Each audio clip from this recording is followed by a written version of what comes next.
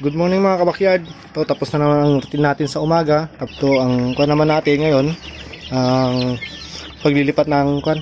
Ibaba natin itong mga sisiw natin dito sa brooding pen natin. Growing pen. Ito, yung malalaki na sila at pwede na silang ibaba.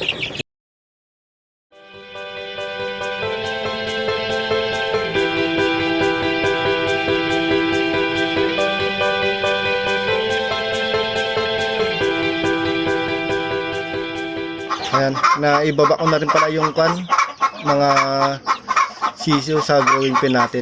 Ayan, ito sila. Empty na to. Empty na sila. Ayan, naibaba ko na sila lahat.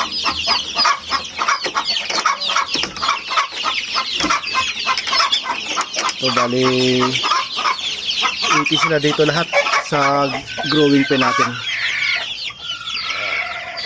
Sila. Mga isang linggo pa itong mga ibang kwan, mga sisiyo na malalaki pwede na yung ipalabas. Okay, at magbigyan na tayo ng inumin nila. Ayun na sila mga ka-farmers. Ayan, kaya na sila, kasalukuyan silang kumakain. Ayan, nasigla naman silang lahat. So nasa kwan na sila lahat. Ito 80 pieces na sila lahat. 80 or 90 ganun. More or less.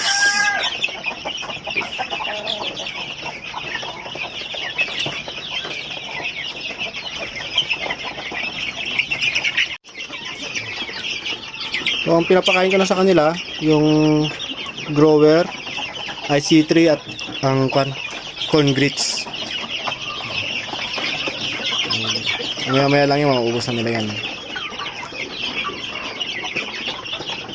Nagkukan ako ngayon, wet feeding sila dahil sa sobrang init ng panahon para madali silang matunawan.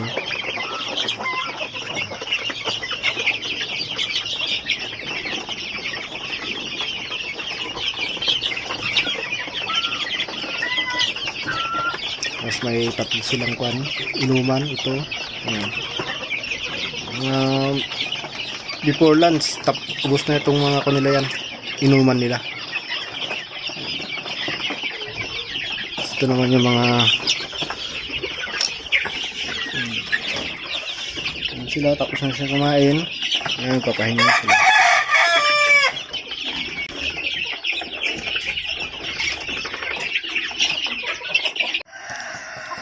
Ayan mga ka-farmers, yan, tapos na naman silang kumain. Ayan, ano naman sila, ayan sila. Tapos na naman ang obligasyon natin sa kanila ngayong umagang ito. Tapos naman yung may inumin na sila, may mga tapos na sila kumain. So na sila, gagala-gala na sila dyan sa ating ridge area. Okay mga ka-farmers, kung hindi pa kayo nakapag-subscribe channel ko, please subscribe, like and share. God bless.